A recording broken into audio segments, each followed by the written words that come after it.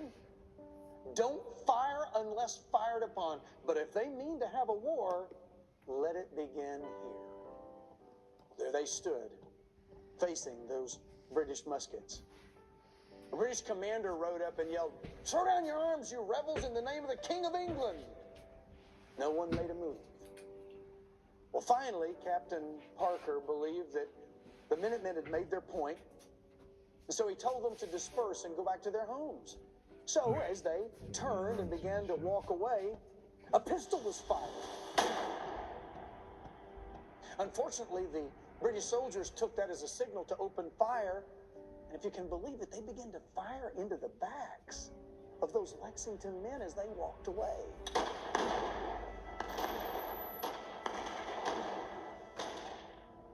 That signaled the beginning of America's war for independence, and the Battle of Lexington was on.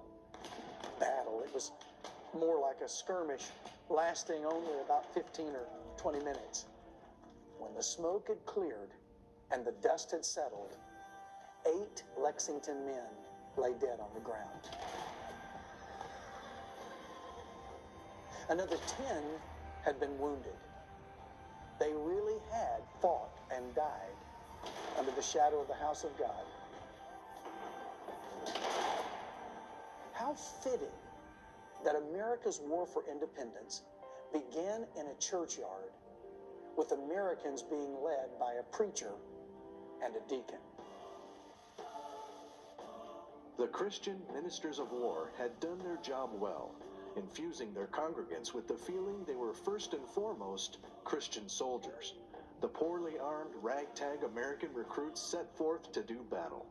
In the process, they would turn the world upside down. James Adams.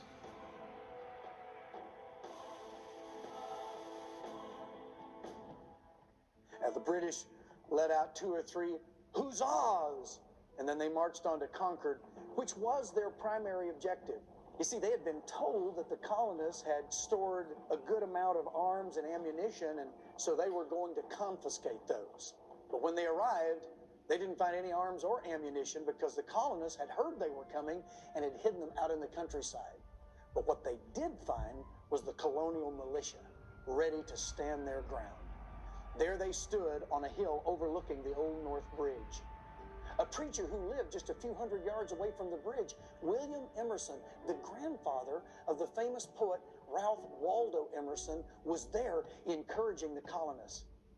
He said, "Stand your ground, men. If we die, let us die here."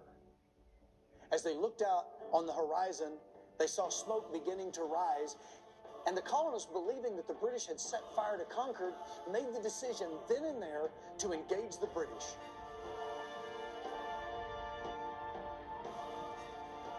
Marched down off of that hill and to the bridge and began to fight the British there. In a short while, the British began to give way and started their 17-mile retreat all the way back to Boston. Unfortunately for them, Minutemen groups from all over the area had heard about what had happened at Lexington that morning, and they had gathered and positioned themselves along the sides of that road, a number of them actually led by preachers. And using the cover of trees, rocks, and fences, they began to fire away at the British soldiers, fighting a running battle with them all the way back to Boston. You can visit that area today. It is called Battle Road.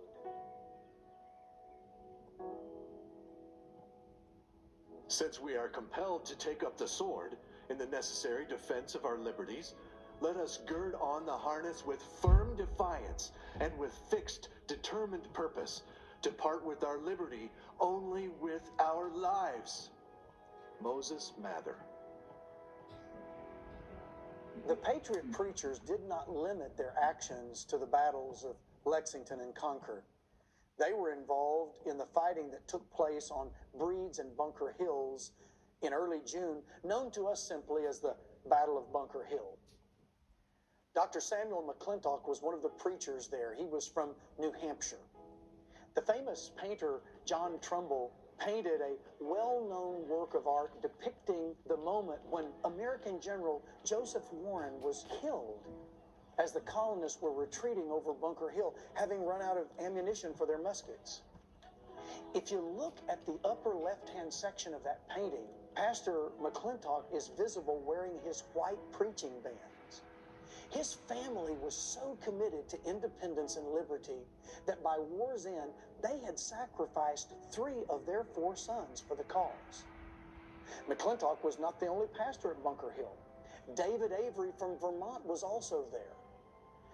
Now, we must understand that these preachers, as they performed their duties as chaplains, in addition to preaching and praying, were also men of incredible courage and were often involved in the actual fighting themselves.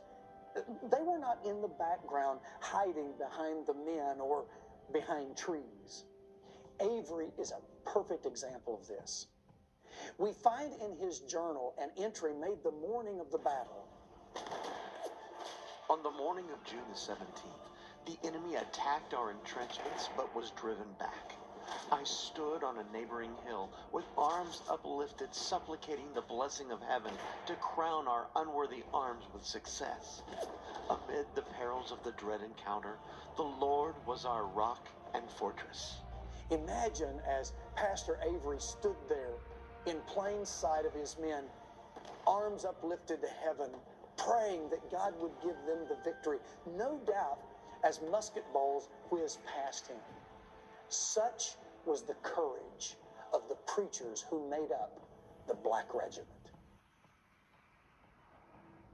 It must never be forgotten that religion gave birth to Anglo-American society. In the United States, religion is therefore mingled with all the habits of the nation and all the feelings of patriotism, whence it derives a peculiar force. Alexis de Tocqueville.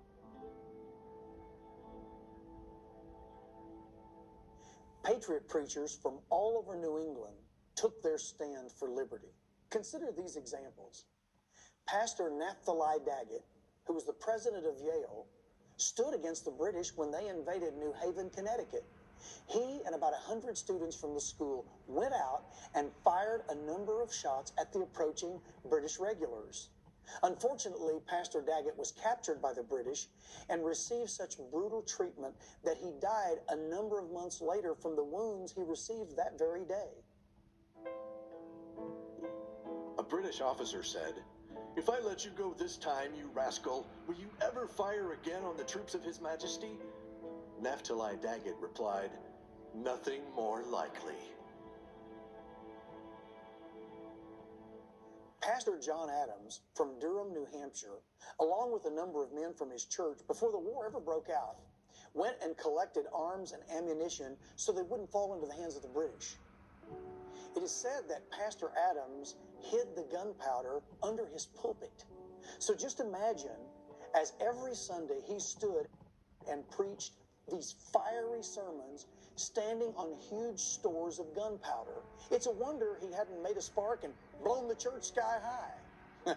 I've often said that some modern preachers would be in no such danger because their watered-down sermons couldn't make a spark if you doused them with gasoline and struck a match and threw it on them. Not so for these preachers of the 18th century. John Treadwell from Lynn, Massachusetts, is said to have kept a loaded flintlock in his pulpit. And they say that every Sunday when he walked up into the pulpit to preach, he had a Bible under one arm and a cartridge box under the other. Jonathan Fritch from Andover, Massachusetts, after hearing about the Battle of Bunker Hill, purportedly went home, got his flintlock and his medical bag, and marched off to war. Now, these men were bold and courageous. A perfect example of this is Pastor John Cleveland from Ipswich, Massachusetts. Now, King George had appointed the British General Thomas Gage as governor of Massachusetts. And since a number of the British blamed the war on these patriot preachers, he didn't like those preachers much. Well, Pastor Cleveland was incensed of Gage's treatment of the churches. So he wanted to write him a letter, but he didn't know how to get the letter to General Gage. And then he landed on the idea. he would publish the letter in the newspaper. So that's exactly what he did. That way, not only could General Gage read the letter, but the citizens could read the letter as well. Here's a little section of that letter. General Gage, thou profane, wicked monster of falsehood. Your late infamous proclamation is as full of notorious lies as a toad or a rattlesnake of deadly poison. You are an abandoned wretch. Without speedy repentance, you will have an aggravated damnation in hell. Lutherans, Presbyterians, Congregationalists, preachers from practically every denomination were involved in the struggle, and Baptist preachers were no exception. Charles Thompson was the pastor of the Baptist Church in Warren, Rhode Island. In 1778, when the British invaded Warren, they burned the church and the parsonage. Enraged, Pastor Thompson joined the Continental Army as chaplain. Unfortunately, he was captured by the British and thrown onto a prison ship. It's important for us to understand that since many of the British blamed the war on these preachers, when they captured these men on the battlefield, they would either execute them on the spot or they would place them in a prison ship where they would face conditions so deplorable that many said it was a fate almost worse than death itself. That's what happened to Pastor Charles Thompson. Joab Houghton was the pastor of the First Baptist Church of Hopewell, New Jersey. On April the 23rd, 1775, just 4 days after the battles of Lexington and Concord, word finally reached Hopewell about the battles. When Pastor Houghton heard about it, he gathered the men of his church together, and standing on a rock in front of his church, he said, "Men of New Jersey, the redcoats are murdering our brethren of New England. Who follows me to Boston?" It is said that every man in Houghton's church followed their pastor off to fight for liberty. Many of these patriot preachers, including Peter Muhlenberg, David Avery, Joab Houghton, were there at Valley Forge during that terrible winter of 1777-78. No doubt their ministry to the troops and probably even to General Washington himself helped to hold that army together while they were freezing and starving to death so that they could live to fight again that next spring. If you visit Valley Forge today, you can actually visit the reconstructed Muhlenberg Brigade barracks that were built by Peter Muhlenberg's men.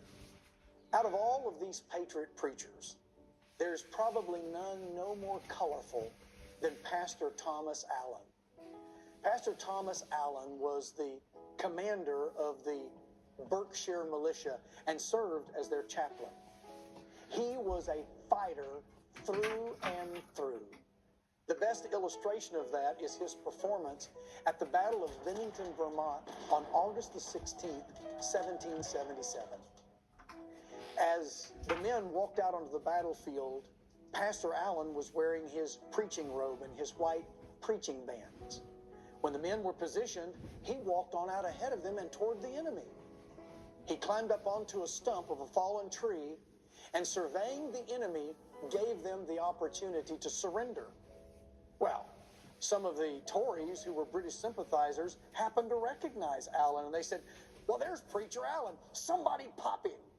Well, they responded with a volley of musket fire. The musket balls whizzing all around him missed him, except one of them put a hole in his hat.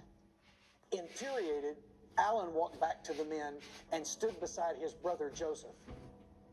It is said that he said to his brother, "Joe, I'm a better shot than you. You load, I'll shoot." And they both fought together all day long at the Battle of Bennington, Vermont. A few days after the battle, one of the men from Allen's church came up to him and said, "Pastor Allen, I heard that the other day you fought like a common soldier." And he said, "Oh yes, the fighting was hot and every man had to do his duty." And he said, but Pastor, you're a preacher. Did you kill anybody?" Pastor Allen said, well, I don't know if I killed anybody, but I did notice behind a particular bush that there was a frequent flash, and every time that flash occurred, one of our men would fall. So I took steady aim and I fired at that bush. I don't know if I killed anybody, but I put out that flash. This was the boldness, the courage, and the resolve of the patriot preachers of the Black Regiment. Their commitment to the cause, no doubt, is one of the reasons why the colonists were able to win their independence and to secure their liberties, especially their religious liberty. So the question is, where did these preachers come from? What period of time would produce the kind of men who would take the kind of stand that they took? Well, it's actually pretty simple. Back in the 1740s and 50s and even into the 60s, a great revival swept across the colonies. We call it the First Great Awakening. Up until then, oddly enough, the church had been rather dormant. But then a revival fire swept across those colonies, and some of the greatest preachers in our history were preaching. Men like Jonathan Edwards and George Whitefield and John Wesley and Jonathan Mayhew. Those men were belting out sermons, calling the church back to repentance and back to godly living. Many of the men who would become Black Robe preachers were just boys or teenagers, so they grew up on that kind of preaching. So that's where these kind of preachers came from. Now the second question is, where did that kind of preacher go? What happened to the preachers that made them go silent on these kinds of issues and not be willing to take the kind of stand that their ancestors took? Well, I think the easiest way to illustrate that is to tell the story of the two Muhlenberg brothers. Earlier, we talked about Peter Muhlenberg and how he was willing to step aside from his pulpit and lead the 8th Virginia Cavalry all the way through the war. Well, Peter was not the only Lutheran preacher in the Muhlenberg family. In fact, Peter's father, Henry Muhlenberg, was one of the founders of the Lutheran Church in America. But Peter had a brother. His name was Frederick Muhlenberg. Now, Frederick Muhlenberg was very different from Peter. In fact, he pastored in New York City, and he was very much like many of our pastors are in the 21st century. You see, when he heard about Peter's decision to go and fight for liberty, he wrote to their other brother and said, I just can't believe that Peter is going to do this. Why, he's a preacher. It's beneath him. Well, when Peter heard what his brother Frederick was saying about him, he wrote him a letter. He said, Frederick, I am a clergyman, it is true, but I am a member of society as well as the poorest layman, and my liberty is as dear to me as to any man. Now shall I sit home while the best blood of the continent is spilling? Heaven forbid it. He said, Frederick, do you think if America would be conquered that I should be safe? What, far from it. And would you not sooner fight like a man than die like a dog? I am called by my country to its defense. The cause is just and noble, and so far am I from thinking that I am wrong. It is my duty so to do, a duty I owe to my God and to my country. Now, did that cause Frederick to see the light? I don't know, but he soon felt the heat, because the British invaded New York City. And when they came into that town, they did what they did in so many other towns. They began to either burn or desecrate the churches, turning many of the churches into horse stables. Well, Frederick was forced to leave New York City and barely got his family out alive. Now, what does Mr. New York City fancy pants preacher who says that preachers shouldn't get involved in politics and religion have to say for himself? Well, he immediately joined the Continental Congress, and then he became a member of the Pennsylvania House of Representatives. And Frederick Muhlenberg, the preacher who said to his brother Peter that preachers shouldn't get involved in politics and war, became the first Speaker of the House of the United States of America and was one of the original signers of the Bill of Rights. Quite a turnaround, wouldn't you agree? Now, what caused that turnaround? I think I know. I think Frederick got pinched. I think Frederick got pinched so hard that it hurt. My question is, how hard will we in the 21st century have to be pinched before we will speak up and stand up for what is right? We are not fighting against the name of a king, but the tyranny. And if we sailor that tyranny under another name, we only change our master without getting rid of our slavery. William Gordon. In 1783, when the war was over, another black robe preacher by the name of George Duffield, a pastor out of Philadelphia, Pennsylvania, was reminiscing back on the effect that the Black Robe Regiment had on the war effort. In writing his thoughts, he said this: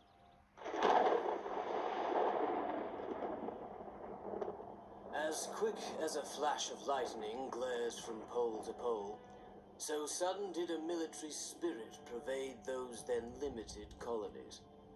Nor were those of the Sacred Order wanting to their country when her civil and religious liberties were all at stake, but as became faithful watchmen, they blew the trumpet on the walls of our Zion and sounded an alarm for defense. When contrasting the Church of the Black Robe Regiment with the modern church, it is obvious that a major shift has occurred. Today's church seems to have compartmentalized truth into the secular and the sacred. That would have been completely foreign to the pastors of the 18th century. To them, everything was sacred. They believed that we did everything unto the Lord. How is it that we've done that in this modern era? We've embraced this myth of separation of church and state, which again, our founders wouldn't have even been able to understand. The Black Robe Regiment would have asked us, what are you talking about? Let me give you an example. After the elections each year, a local preacher would be called to go and preach to the legislature. All of the elected officials would be there, and he would preach for about an hour or so and warn them that they were going to account to God for the way they governed that next year. Can you imagine how that would affect government today? They were also asked to preach to the military what were called artillery sermons. Now contrast that with today, where if a chaplain preaches Jesus too strongly, he's threatened with losing his job. You see, basically our founders saw liberties as running on two rails, what we would call civil and religious liberty. Now, in a modern era, we have railroad tracks where a train can run down those tracks. If you can imagine the state being a train, then you have the train of state running down the rails. As long as civil and religious liberty are secure, everything is fine. But you let one of those rails be taken away, and what happens to the train? It derails. If you look around you and read the headlines, it is obvious that the train is derailing in America. John Witherspoon was a Presbyterian preacher. He was also the president of Princeton and the only vocational pastor to sign the Declaration of Independence. He said there's not a single instance in history where civil liberty was lost and religious liberty preserved entire. Now, if you were to ask anybody, what are the institutions that God created so that we could have a civil society? Most Christians, and certainly preachers, would say, well, it would be the home, the state, and the church. That's correct. But unfortunately, for the last 100 years or so, preachers have either been told or have been afraid to preach on the state. The Bible has a great deal to say about government. But for decades now, pastors have not been dealing with this subject. Therefore, during that period of time, that institution, the institution of the state, the government, has risen up, and it's trying to exterminate the other two. The late pastor from Memphis, Tennessee, Adrian Rogers, once said, God created human government. It is therefore inconceivable that God would create government and then tell his people to stay out of it. But that's exactly what we're doing. In the 1800s, there was a pastor in New York by the name of Henry Beecher Ward.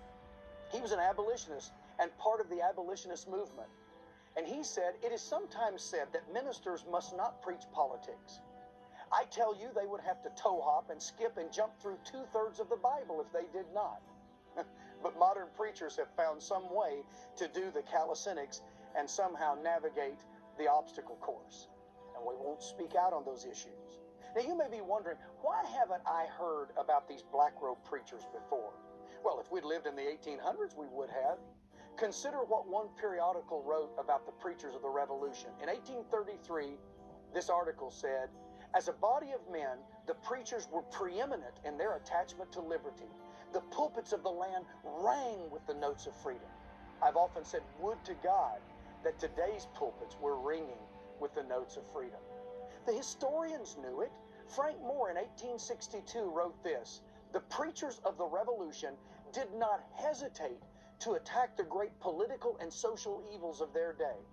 If you go back 2 years before that, 1860, you have John Thornton who said, "The fathers of the Republic did not divorce politics and religion, but they denounced the separation as ungodly."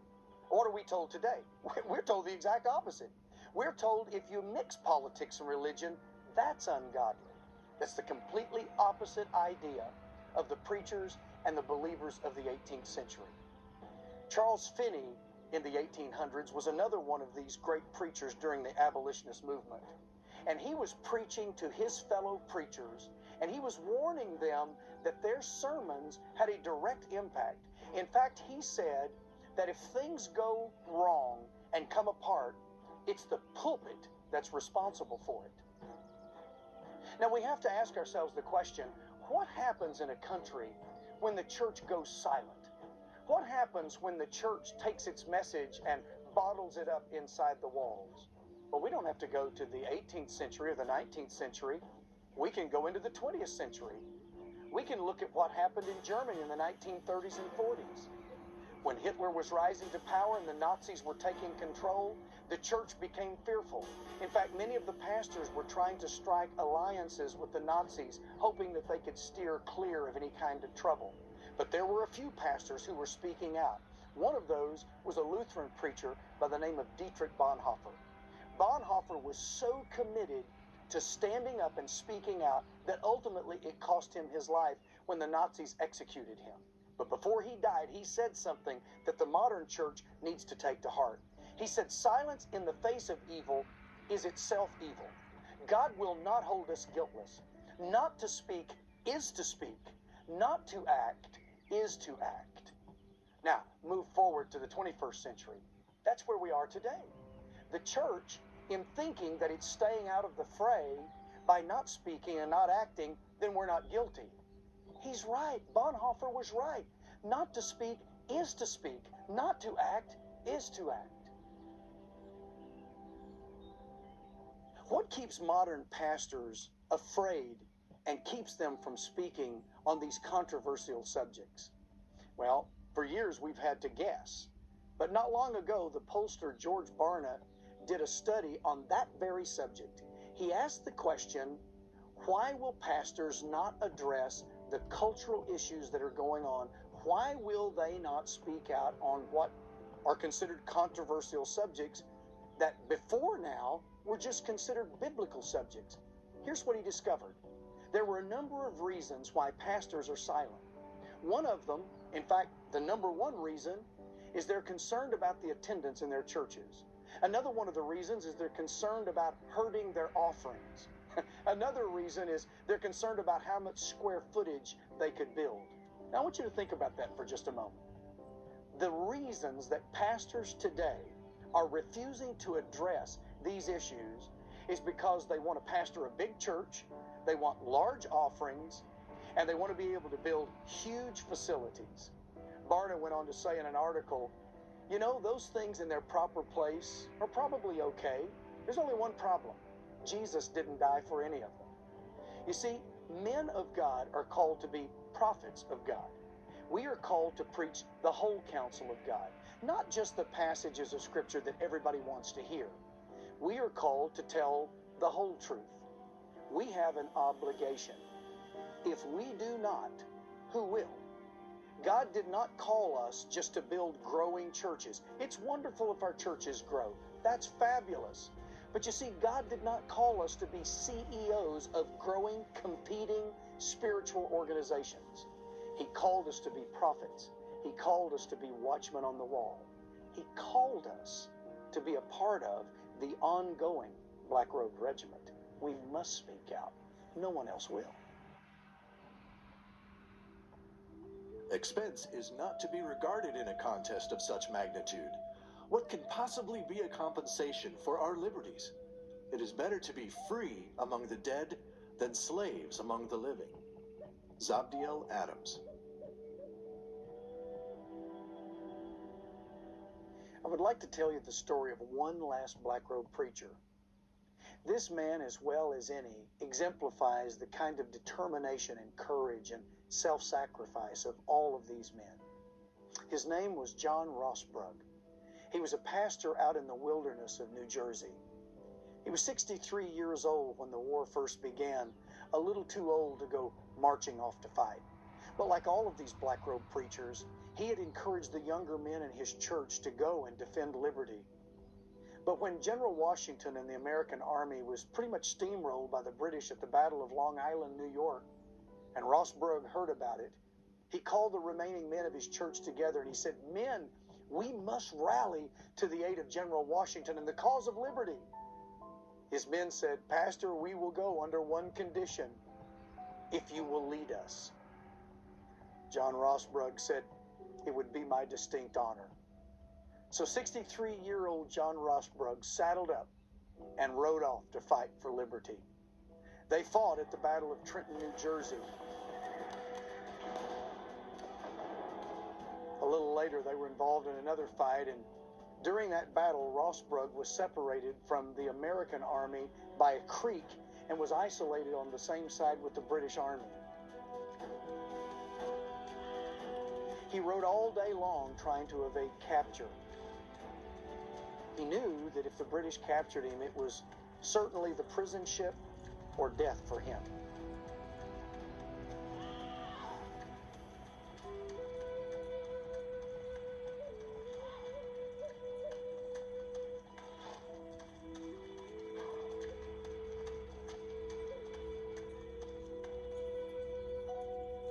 Eventually, he had ridden all day long and was just worn out and thirsty and hungry, and he rode up to a tavern and tied off his horse and went inside to get him something to refresh himself.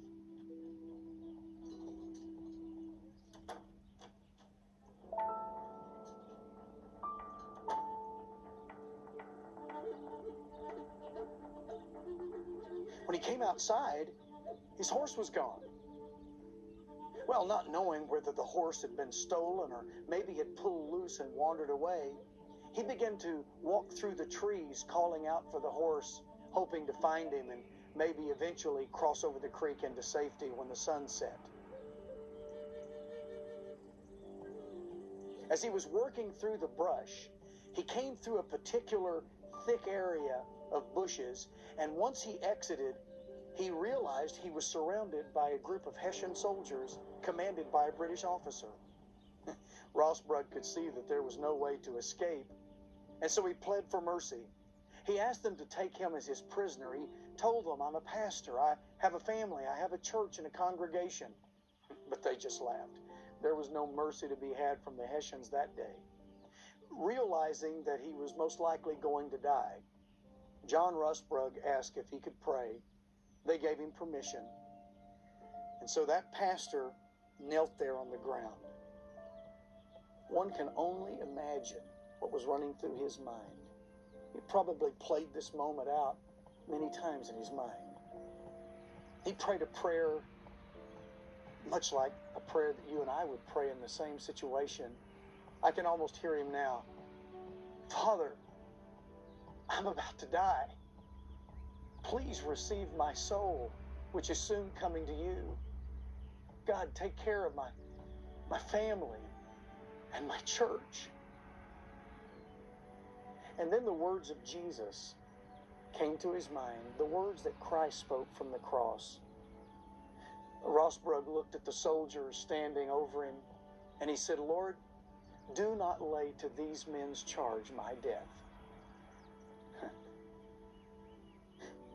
Now you would think that would have melted those old hard, cold Hessian hearts, but it didn't faze them. Just as soon as his prayer was over, the commander yelled, "Take him!" And they jumped on John Rossbrugg, and they bayoneted him to death with such fury that when his body was found later, One of the bayonets was still sticking in his body, having been broken off from the rage of those soldiers.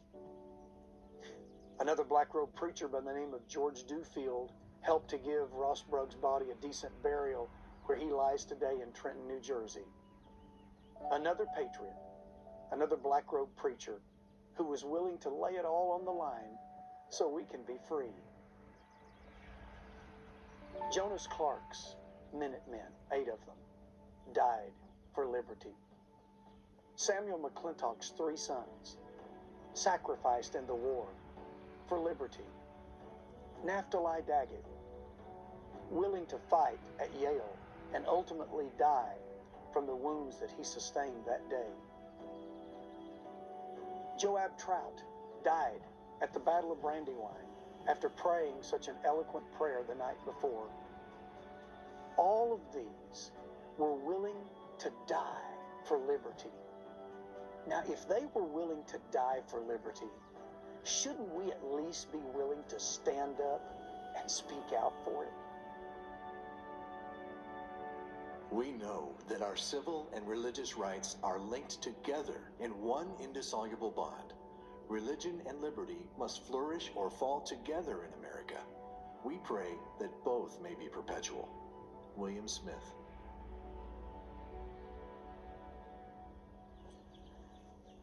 In 1780, Samuel Adams said, "If ever a time should come when vain and aspiring men shall possess the highest seats in government, our country will stand in need of its most experienced patriots to prevent its ruin." It appears to me that that time has come. So what do we do? What's the answer? Well, I'm convinced that the answer is where it's always been, in buildings just like the one behind me. The answer is the church. Now, there are some who believe that the church is to be kept separate from the state. Jesus was confronted with that very issue one day, and so he held up a coin and he said, "Render to Caesar the things that are Caesar's, and to God the things that are God's." Not or, but and. Caesar and the church do not have to be enemies. The church must re-engage. We must get the salt and light out of buildings like this into the world around us. You know, in Ezekiel chapter 33, God says that believers are like watchmen on a wall. We are standing watch over the enemy. If we see the enemy approaching and we sound the alarm and no one listens, we're innocent. But if we see the enemy approaching and we refuse to sound the alarm, God holds us guilty of all. This is why the church must speak out. God is counting on the church to speak out. In 2 Chronicles 7, God says, "If my people who are called by my name," it is the church that God is waiting on. Not the world, not the government, the church. It is time for pastors and church leaders and members of congregations to re-engage. We have the answer. In fact, I'm convinced that the church is the only hope. We must get involved. The 18th century church helped preside over the sunrise of liberty in North America. If the church does not re-engage, we may very well preside over the sunset of liberty in the 21st century. The time is now. We must get involved. It is time, past time, to bring back the Black Robed Regiment.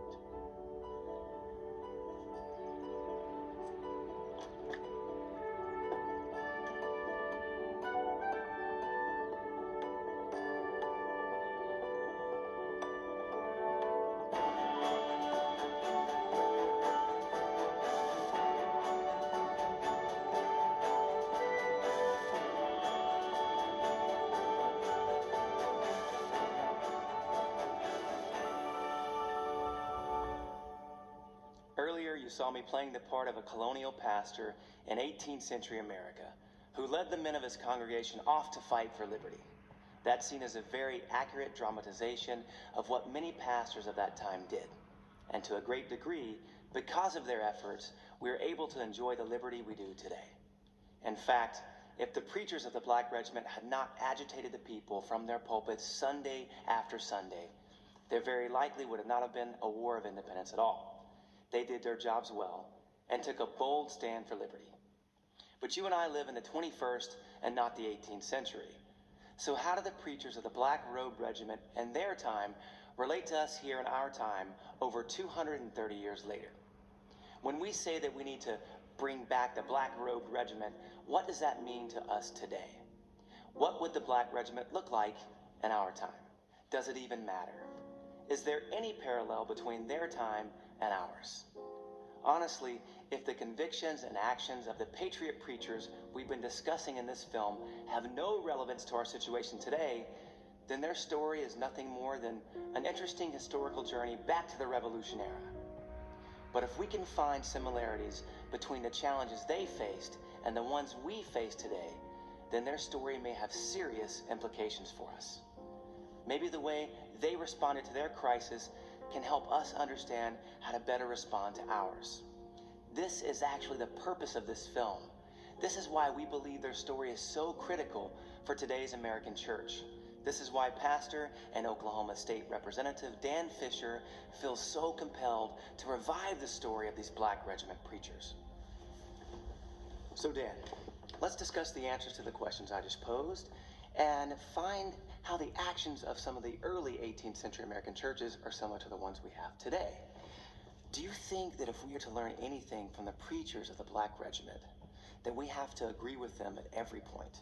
Oh, not at all, Rusty.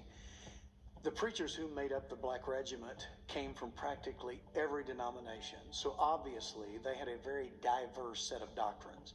But they were willing to set those doctrinal differences aside to fight for the common cause of liberty. See, they knew that if they could secure liberty, they would have time to debate doctrine later. But if liberty was lost, all was lost. Now, here in the 21st century, we have many more denominations, so our beliefs are even more diverse than theirs were. But I do believe that we have come to a moment where we will have to set aside some of our differences in order to speak out against and to stand up against some of the things that are going on in our culture, such as abortion, the overreach of federal government, the stripping away of state sovereignty, and the general loss of our individual liberties. Were there any pastors who did not support the war for independence? Actually, there were. Let me mention a couple of them.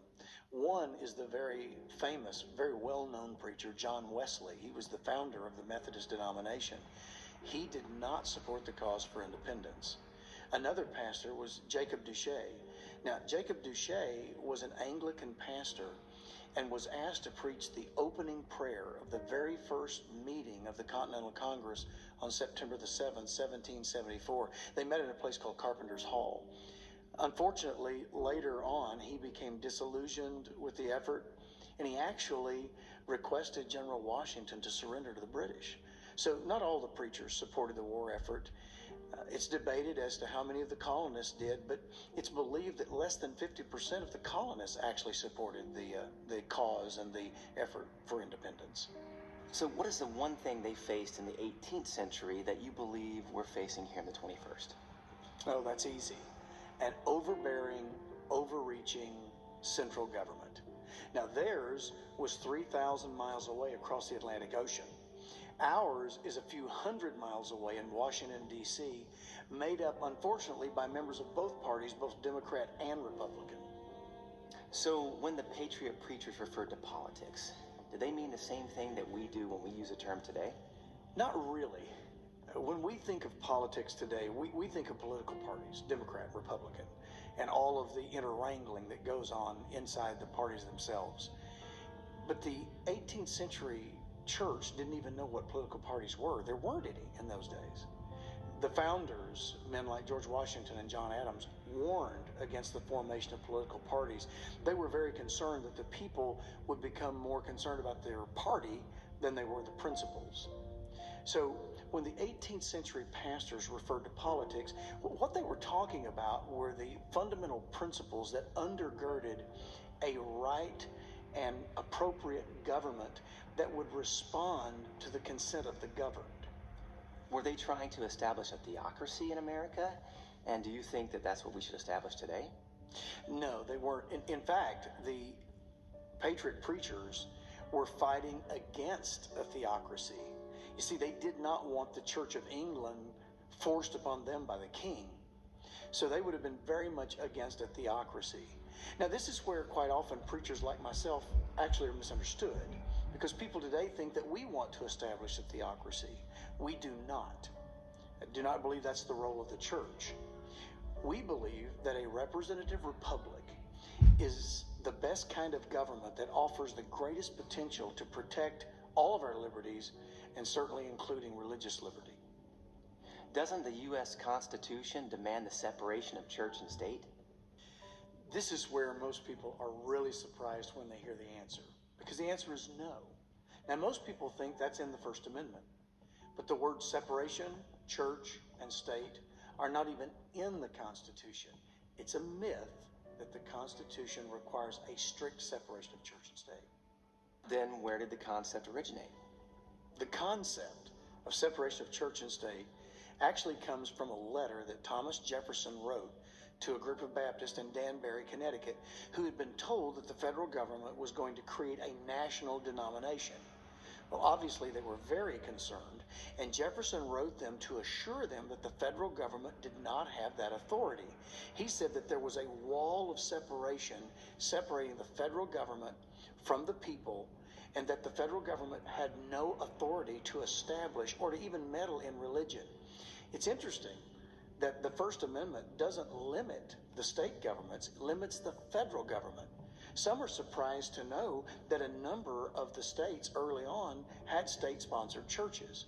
Now, whether or not we think that's a good idea today, what's important to know is that our Constitution was written to limit the federal government, not the state governments. So if the Patriot preachers were not, and you are not advocating the establishment of a theocracy, then what are you advocating? I and many others are advocating a return to true federalism. I'm convinced our founders would be appalled if they saw the overreach of the federal government today. This is the opposite of what the founders intended. James Madison in Federalist 45 laid it out very clearly that the state governments should be in control of what happened to the citizens' lives. The federal government, more of the foreign issues, treaties, tariffs, those kinds of things. The founders actually placed limits upon the federal government. It's called the enumerated powers found in Article 1, Section 8. But over the 200 or more years that have passed, the federal government has far exceeded its authority. So what we're calling for is a return to federalism, and the states should reemerge and take their rightful place to protect their citizens' rights from this overreach. And I believe the church can help to teach this principle to our people. So what we're asking is that Christians learn their history, learn these things, and be the salt and the light that Christ commanded them to be. Take these ideas, these beliefs, these convictions into the free marketplace of ideas, into the halls of government, just like any other group can. But shouldn't preachers be focused on preaching the gospel instead of politics? Do you believe government is the answer to our problems? Well, obviously, pastors should preach the gospel. The eternal destination of men and women is of utmost importance. Preachers do not have to stop preaching the gospel to address the issues that are going on in our culture. We must understand that we can do both. And no, government is not the answer. Government cannot solve these problems. But if pastors will begin to address these issues and teach his people what the Bible says about these things, because the Bible has a great deal to say about government, our people can act in an informed manner and make a difference in their culture. So no, we're not calling for pastors to just preach politics, but we must teach these things from the pulpit. If we don't, who will? If preachers address political subjects from the pulpit, aren't they in danger of losing their church's tax-free status? Actually, they aren't. There's not a church in our history that has lost its tax-free status because of political speech. And most people are very misinformed, and they believe that the tax-free status is a gift from benevolent government. The fact is, the founders understood that a self-governing people have to be a moral people. They even said that religion and morality are the pillars that hold up a republic. So the church has been seen as tax-free from the very beginning because the founders understood that government should not be able to meddle into the affairs of the church, because in the end, the power to tax is the power to control or to destroy. Now, the whole 501c3 issue comes from Senator Lyndon B. Johnson out of Texas in 1954. He was able to pass through Senate very quickly, in addition to the tax code. And it's been used to intimidate pastors all of this time. Now, there are many of us who believe that the Johnson Amendment, as it is called, is unconstitutional, and we've been ignoring it anyway. So I believe that pastors should not worry about their tax-exempt status. And in the end, what's most important?